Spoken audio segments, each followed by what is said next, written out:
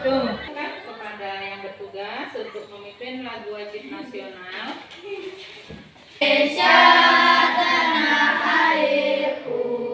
Kabar ya semua anak-anak ibu hari ini yang salih dan salihah. Alhamdulillah, luar biasa.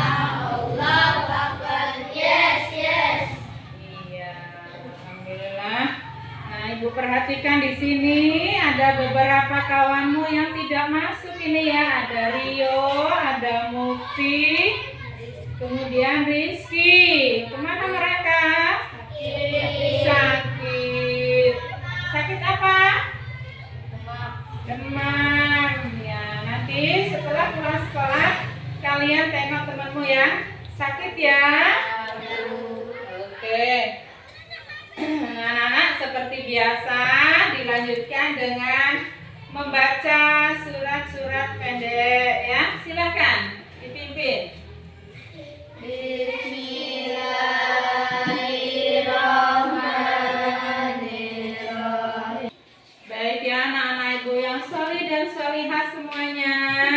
Hari ini tanggal 30 kita mau belajar tentang pelajaran 9. Mari melaksanakan sholat dengan subtema perilaku yang mencerminkan ibadah sholat. Sebelum kita memasuki pelajaran perilaku yang mencerminkan ibadah sholat, anak-anak masih ingat pelajaran kemarin yang kita pelajari subtema 2? Tentang apa anak-anak? Makna bacaan sholat. Sudah paham makna dan bacaan sholatnya? Sudah. Coba bacaan ruku itu apa sih bunyinya? Subhana rabbiyal azimi wa bihamdi. Subhana rabbiyal azimi wa bihamdi. Subhana rabbiyal azimi wa bihamdi. Oke, terima kasih. Anak-anak sudah paham semua ya. Nah, kemudian gerakan iktidal dalam sholat subuh ada berapa kali? Dua. Oke, berarti sudah banyak yang paham ya. Baik anak-anak ibu yang salih dan salihah. Nah, hari ini kita mau mempelajari perilaku yang mencerminkan pemahaman ibadah sholat. Jadi dengan kita memahami makna bacaan-bacaan dalam sholat, ya, jadi kita diharapkan dapat berperilaku yang mencerminkan daripada ibadah sholat kita. Tujuan pembelajarannya yang pertama, anak-anak ibu yang salih dan salihah setelah mempelajari hal ini, setelah mempelajari mari melaksanakan sholat, diharapkan terbiasa menjalankan sholat dengan tertib dan ikhlas. Kemudian yang kedua, menunjukkan sikap disiplin sebagai implementasi dari pemahaman makna ibadah sholat dengan sungguh-sungguh. Kemudian tujuan yang selanjutnya, menyebutkan perilaku yang mencerminkan pemahaman ibadah sholat dengan benar. Nah, kemudian adapun indikatornya yaitu anak-anak dapat menjelaskan serta menyebutkan perilaku yang mencerminkan pemahaman ibadah sholat dengan benar. Nah, di sini anak-anak ya perhatikan gambar itu nak. Ya, gambar nomor 1 itu gambar orang sedang sholat apa itu? Dalam gerakan apa? Kok ruku? Sujud. Nah, ini gambar nomor 1. Mereka lagi melakukan gerakan sujud. Sama enggak mereka sujud semua enggak? Sama. Nah, di sini dalam sholat berarti mencerminkan perilaku melatih kekompakan. bacaan sholat. Nah, perilaku-perilaku yang harus kita hindari supaya pahala sholat kita tetap terjaga ya anak-anak ya. Jadi ada beberapa hal perilaku tercela yang harus kita hindari. Yang pertama, suka mengungkit-ungkit pemberian ya. Di sini anak-anak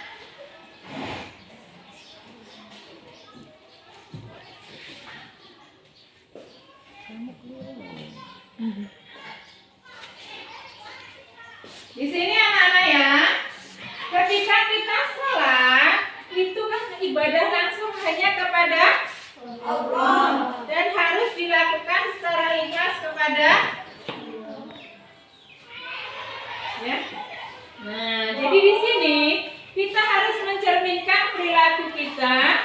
Kita ini apabila memberikan sesuatu kepada kawan, kepada tetangga, kepada saudara ya harus ikhlas karena Allah. Jadi jangan diungkit-ungkit lagi. Ya, anak-anak ya. Nah, bisa? Insya Allah bisa ya. Nah, usahakan tiap hari kalian ini bersedekah. Kemudian yang kedua, suka meremehkan teman. Suka meremehkan teman nggak boleh, ya. Nah, ketika sholat, kalian tahu nggak? Dalam sholat itu kan ada shofnya. Apa shop? Barisan. Nah, jadi di dalam sini, di dalam sholat itu apa namanya? Ketika Pak Presiden datangnya belakangan ya, tetap di belakang. Nggak boleh mentang-mentang Presiden datangnya belakangan minta di depan.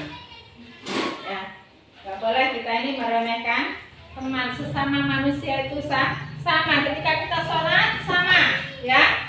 Baik yang presiden, baik yang rakyat jelata, sama-sama tunduk kepada Allah. Iya tak? Ketika rukuk sama, rata kan? Bongkok semua, enggak ada ketika rukuk ada yang berdiri? Enggak. Nah itu ya, jadi kita ini sama di hadapan Allah. Jadi kita ini enggak boleh meremehkan teman. Kemudian yang selanjutnya, suka menang sendiri. Tadi contohnya dalam sholat, meskipun dia jabatannya bupati, kalau datangnya belakangan tempatnya di belakang. Meskipun rakyat biasa, kalau datangnya duluan tempatnya di depan. Jadi di sini anak-anak, kita ini nggak boleh menang sendiri. Mentang-mentang punya jabatan harus di paling depan. Itu perbuatan tercela. Nggak boleh ya. Nah, anak-anak harus membiasakan perilaku yang terpuji. Perilaku yang tercela harus dihindari. Kalau tidak dibiasakan nanti anak-anak tidak terbiasa. Ya, Allah bisa karena biasa. Kalau selalu dilakukan apa? Yang berkurang pahala sholat. Nah, kemudian yang selanjutnya suka mencuri. Ini nggak boleh ya. Kita ini nggak boleh mencuri. Karena merugikan kawan, merugikan orang lain. Dalam sholat itu kan sudah dilatih kita ini suruh ikuti gerakannya. Kemudian di sini anak-anak yang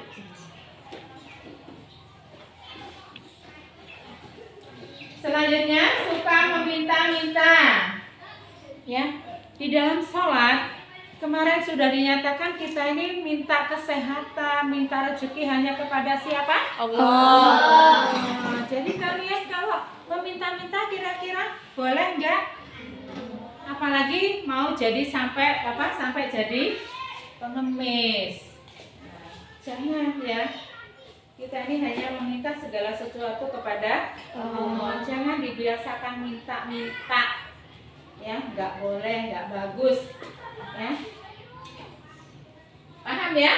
Nah, kalau kalian haus, apa yang kalian lakukan? Minum. Kalau nggak bawa minum, beli. Ya, makanya sebelum berangkat sekolah semua harus dipersiapkan. Kemudian yang selanjutnya suka berbohong. Ini siapa yang suka berbohong ini? Hah? Tidak boleh berbohong ya. Kemudian yang selanjutnya mengganggu teman. Usil. Tidak diperbolehkan ya. Tidak boleh usil, mengganggu teman itu tidak boleh karena bertentangan dengan ajaran dalam sholat. Sholat itu kan nggak boleh gutil-gutil, ya nggak? Sholat itu harus khusyuk, jadi nggak boleh gutil-gutil. Itu juga dengan kita dalam perilaku kehidupan sehari-hari. Paham belum anak-anak semuanya? Paham. Nah, dari sini mari kita simpulkan bersama-sama pelajaran yang sudah kita pelajari. Perilaku yang mencerminkan ibadah sholat tadi ada berapa? 6. Ada 6.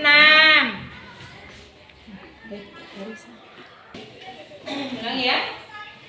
Jadi perilaku yang mencerminkan ibadah sholat tadi ada berapa anak-anak? 6. Apa saja yang pertama? Contohnya kerja bakti, diskusi. Nah, perilaku yang kedua apa? Mematuhi perintah kelompok. Oh iya, mematuhi perintah ketua kelompok. Contohnya? Iya, mematuhi perintah ketua kelas. Kemudian yang ketiga apa? Perilaku yang mencerminkan ibadah sholat yang ketiga? Tidak marah bila dinasehati. Iya, tidak marah bila dinasehati. Kemudian yang selanjutnya yang keempat? Suka mengirimkan salam dan mendoakan teman. Suka mengirimkan salam dan mendoakan teman. Kemudian perilaku yang selanjutnya? Menepati janji. Menepati janji. Contohnya? Datang ke sekolah tepat waktu. Apalagi contohnya?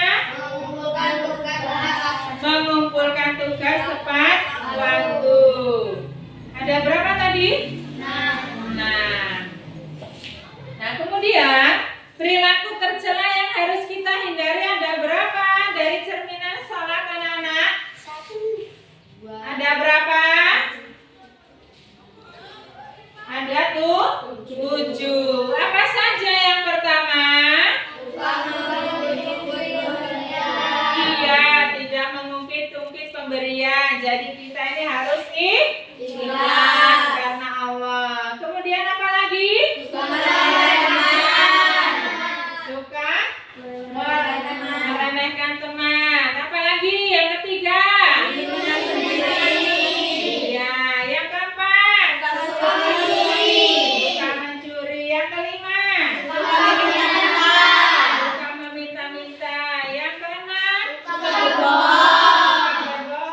Yang ketujuh? Iya, pintar semua ya anak-anak ya. Berarti kalian ini sudah paham semua? Sudah paham ya? Alhamdulillah. Baik ya anak-anak ya. Karena kalian sudah paham semua, kalian kerjakan LKPD. Ibu kasih waktu 5 menit ya. Nih, tuh lihat LKPD-nya. Silakan dikerjakan ya. Sudah selesai? Sudah. Silakan dikumpulkan. Sudah selesai anak-anak ya. Nanti kita lanjutkan pada pertemuan yang akan datang tentang masih di pelajaran 9 tentang pengalaman sholat di rumah dan pengalaman sholat di masjid. Jangan lupa Anak-anak harus rajin belajar di rumah, belajar sholat ya, menghafalkan bacaan-bacaan dalam sholat, belajar pengetahuan-pengetahuan yang lain ya. Nah, marilah kita akhiri pembelajaran ini dengan membaca hamdalah. Alhamdulillahirabbil alamin. Silakan Nak Ketua kelasnya untuk memimpin doa sesudah belajar.